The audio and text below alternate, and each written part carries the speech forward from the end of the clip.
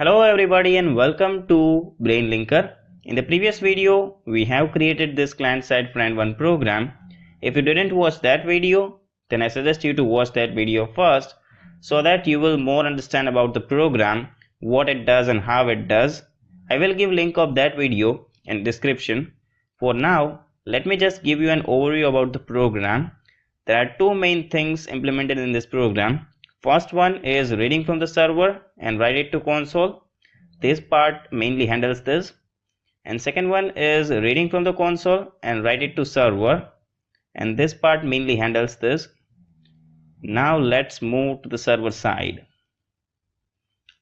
We have to import certain classes. Again, first one is socket.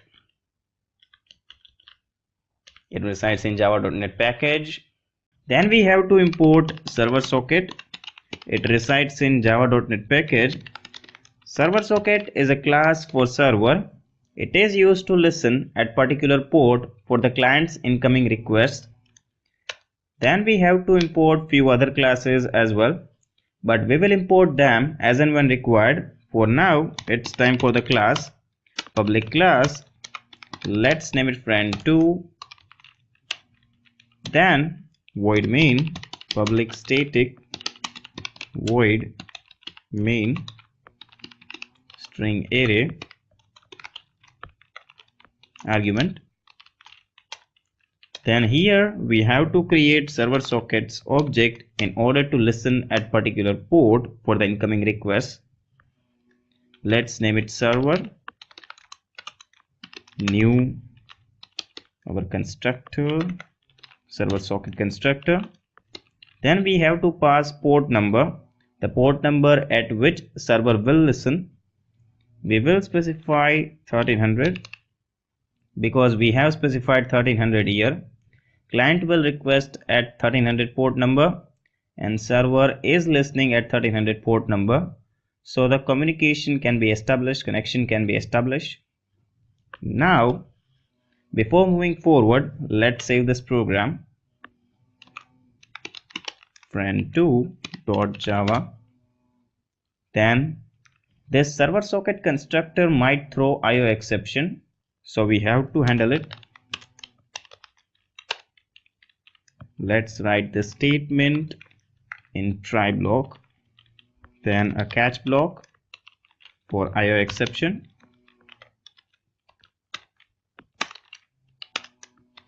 Then inside catch block, we simply have to print a message indicating that an error has occurred. Get message will return an error message. Here we are writing code as pretending to be server. I think all of you are experiencing power, but with great power comes the great responsibility. I think it's a bad job. Now we have to call accept method of server socket. It will remain in block state until connection with client is established or server waiting time for client is over. This accept method will return socket whenever connection with client is successfully established. Through this socket, we can read from and write to client. Then before moving ahead, we simply have to print a message indicating that server is waiting for client, waiting for client. Then here after accept method, we have to print connected to indicate that we are connected with the client. Now we will write code to send messages to client. We will read all the messages from console and then we will send them to client. Let's write code to read messages from console. I am using buffered reader, but you can use your preferred way of reading from console. Inside this buffered reader constructor, we have to pass input stream reader. Inside this input stream reader constructor, we have to pass system.in. In this way, buffered reader will read from the console. Now we need output stream of socket. In order to get output stream of socket, we have to call get output stream, and we will convert this output stream into print stream.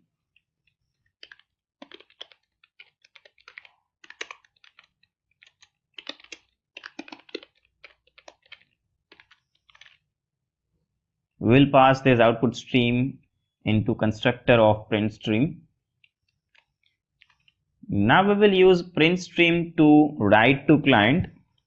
Now we need a string to hold a line from console input.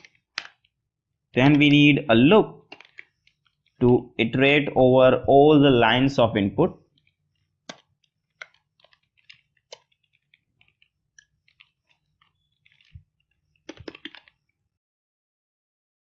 We will read a line from console input using read line, and we will assign this line to line string, and here we will check for null. Whenever this string is null, we will end our loop. Now inside this while loop, we simply have to call println method of print stream using ps object. This method will write to client. Inside this method, we simply have to pass line, a string that holds one line of console input. Another thing is, if you don't know why I have converted this output stream into print stream, or why I haven't used output stream directly, because if I have used output stream directly, then I have to convert all this console input into byte, because I won't be able to send it in string, and I do not want to go into this lengthy process. That's why I have used print stream. Here's the dilemma occurs. I will not go much in detail because I have explained this problem in the previous video or program. Just a brief about the problem.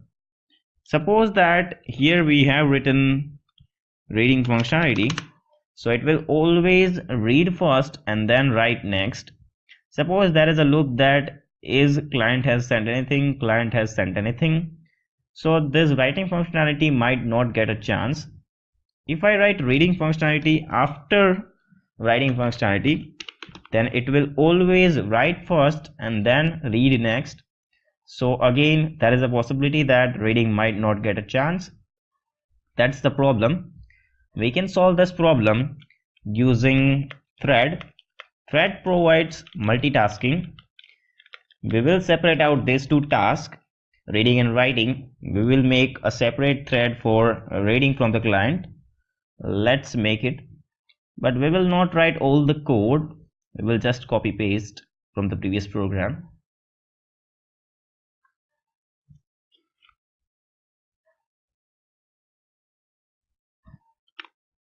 Then we have to rename the class. Let's make it read thread 1. Do not forget to rename constructor as well. Another change is required here.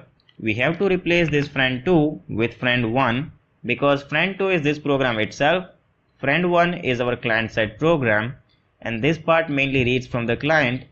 That's why it's like friend1 says. Another thing is we have to call this thread from main method. Let's call it read thread. Let's make it RT or name it RT. Inside the constructor, we have to pass socket. Using this socket, thread will read from the client.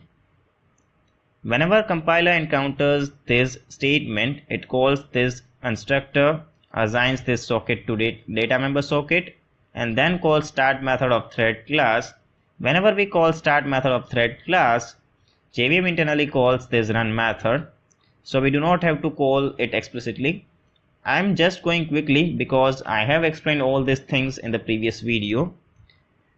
This part mainly reads from the client. First of all, buffered reader, inside buffered reader, input stream reader, and inside input stream reader, input stream of socket. Then a string line to hold a line from client's message. Then a loop to iterate over all the messages from client. Then this IO exception is for read line. Read line might throw IO exception. That's why all this statement is enclosed in try block, and then a catch block for IO exception. I think we have discussed all the details. We just have to import the classes that we have used but haven't imported. First one is IO exception. Obviously it resides in java.io package. Then second one is buffered reader, I think. Then input stream reader.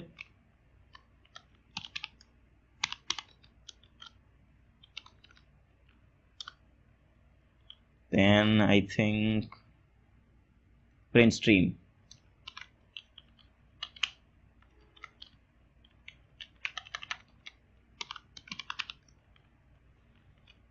Let's save this program. Let's open the command prompt. Let's write javac friend2.java. It compiled successfully. Make sure that you will execute server program first. In our case, friend2 is server program because server must be waiting for the client before client makes a request. So let's execute friend2 first. Now server is waiting for the client. Now let's execute client program. javac friend1.java. It compiled successfully. Now java friend1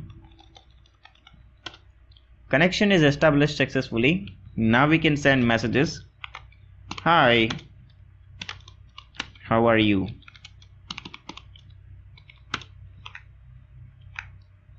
As you can see, friend1 says hi, how are you? Now server will write I am fine, what about you? As you can see, friend2 says I am fine, what about you? When you want to stop this execution, you have to press Ctrl C. Execution will be stopped. Here you have to press Ctrl C again. That's it for today's video. In the next video, we will see Java database connectivity. Until then, this is Vishnu Radhanpura signing off. Thank you for watching. Don't forget to subscribe us. Please press the bell icon for latest updates. If you like this video, then please press the like button. You can give your doubt or feedback in comment section. Goodbye.